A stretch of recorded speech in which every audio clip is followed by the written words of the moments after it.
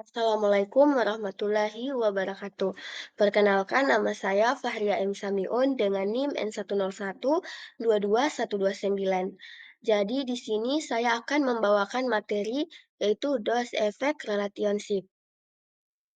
Jadi, sebelum kita masuk ke materi, kita harus mengetahui dahulu itu apa sih obat itu. Nah, obat adalah suatu zat yang dapat mempengaruhi proses hidup dan suatu senyawa yang digunakan untuk mencegah, mengobati, mendiagnosis penyakit atau gangguan, dan juga menimbulkan suatu kondisi tertentu. Pada pemberian obat, efek terapi yang optimal dengan risiko efek samping terendah akan tercapai jika diketahui dosis terapi yang tepat. Dosis obat dihitung berdasarkan nilai beberapa parameter farmakokinetik dan dihubungkan dengan respons terapi farmakodinamik pada pasien. Nah, selanjutnya kita masuk di pemberian obat secara rasional dan irasional. Nah, pemberian obat secara rasional ini merupakan jika obat yang kita berikan itu dikatakan tepat indikasi, tepat jenis obat, tepat dosis, tepat informasi, dan juga bagaimana kepatuhan pasien dalam mengonsumsi obat yang telah kita berikan. Nah, selanjutnya pemberian obat secara irasional. Penggunaan obat yang tidak rasional itu dikatakan bila bila eee, kita memberikan obat itu tidak tepat indikasinya, tidak tepat dosisnya, dan juga, untuk kepatuhan, pasien dalam meminum obat itu, dikatakan, tidak tidak patuh dalam mengonsumsi obatnya. Selanjutnya kita masuk pada obat. Nah, pada praktikum ada 2 obat yang kita gunakan. Yang pertama ada Pentamin. Nah, untuk indikasinya ini untuk pasien dengan risiko hipotensi atau bronkospasme atau disebut dengan asma. Nah, kontraindikasinya ini obat tersebut bersifat hipersensitivitas dan tidak dianjurkan pada ibu hamil dan sedang menyusui.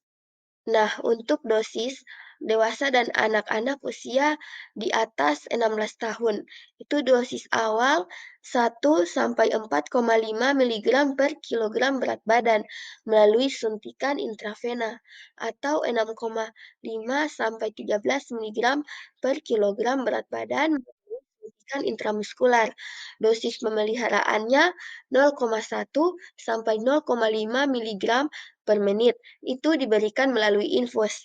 Untuk anak-anak usia di atas 3 bulan, itu 4 sampai 5 miligram per kilogram berat badan melalui suntikan intramuskular atau 1,5 sampai 2 miligram per kilogram berat badan melalui suntikan intravena. Untuk efek sampingnya, itu akan terjadi psikosis, kecanduan, amnesia, tekanan darah tinggi, gangguan fungsi motorik, kejang, komplikasi pernafasan, dan juga risiko depresi. Selanjutnya, obat neostigmine. Nah, untuk indikasi penggunaan obat tersebut ditemukan dalam konteks pembalikan blokade neuromuskular selama pemberian anestesi kepada pasien yang menjalani operasi yang membutuhkan relaksasi otot. Nah, untuk kontraindikasinya, tidak dapat diberikan pada penderita penyumbatan usus, gangguan saluran kemih, dan juga peritonitis atau radang selaput perut. Nah, untuk dosis di sini kita berikan secara 2 tahap. Nah, untuk tahap pertama itu diberikan dengan dosis 0,03 sampai 0,07 miligram per kilogram berat badan. Itu disuntikan melalui pembuluh darah selama minimal 1 menit.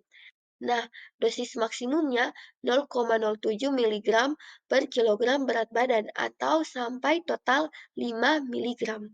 Untuk efek sampingnya, itu akan terjadi peningkatan sekresi, miosis, mual, dan peningkatan peristaltik.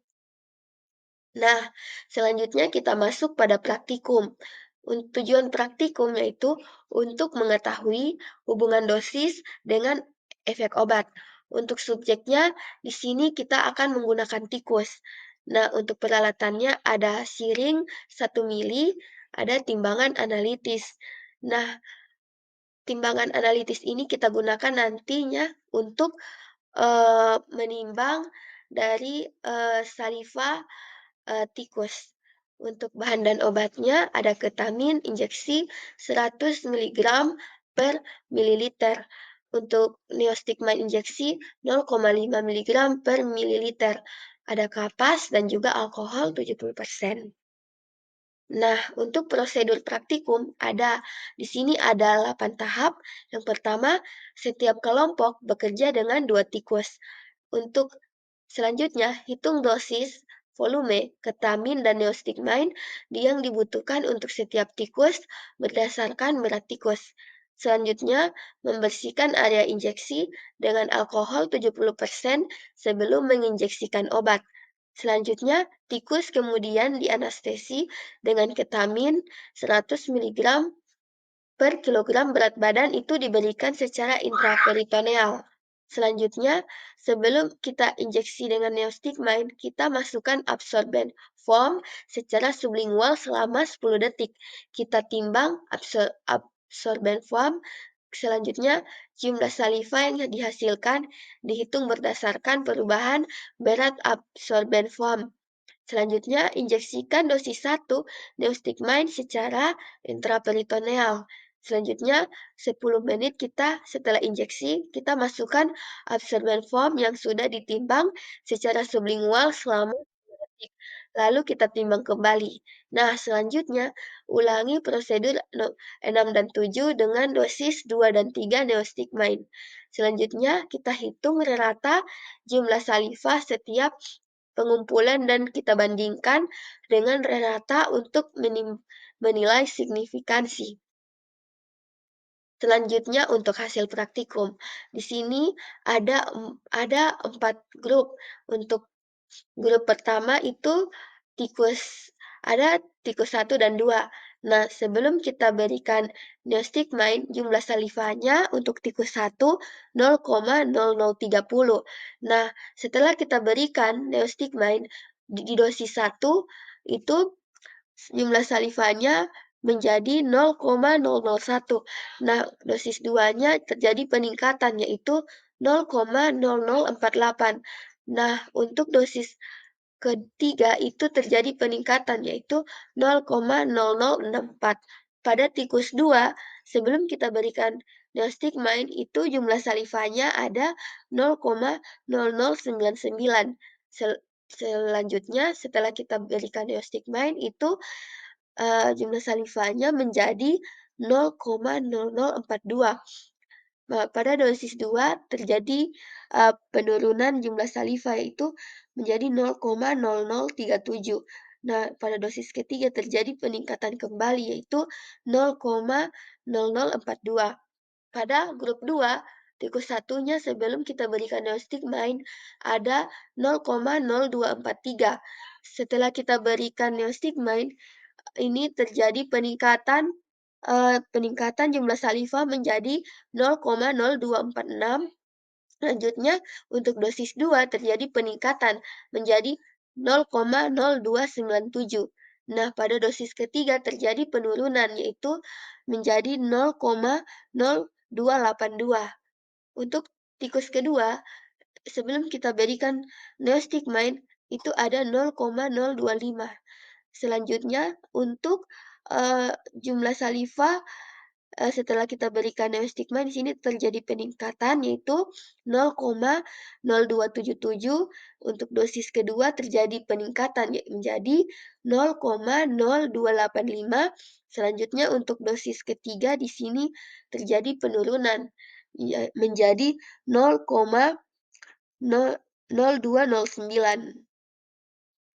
Nah, untuk, grup ketiga, tikus satunya sebelum kita berikan neostigmine di sini, eee, jumlah salivanya ada 0,0034. Selanjutnya untuk Setelah kita berikan neostigmine, terjadi penurunan, eee, jumlah saliva itu menjadi 0,0020. Selanjutnya untuk dosis 2 terjadi terjadi penurunan kembali yaitu 0,0012. Untuk dosis ketiga terjadi peningkatan menjadi 0,0036. Untuk tikus kedua, sebelum kita berikan neostigmine, jumlah salivanya 0,0047. Setelah kita berikan neostigmine, di sini terjadi penurunan menjadi 0,005. Untuk dosis kedua terjadi peningkatan menjadi 0,0035 dan dosis ketiga terjadi peningkatan kembali menjadi 0,0046. Nah, yang terakhir untuk, grup keempat, tikus satunya untuk sebelum kita berikan neostigmine, jumlah salivanya 0,010. Nah, setelah kita berikan neostigmine terjadi peningkatan menjadi 0,0078.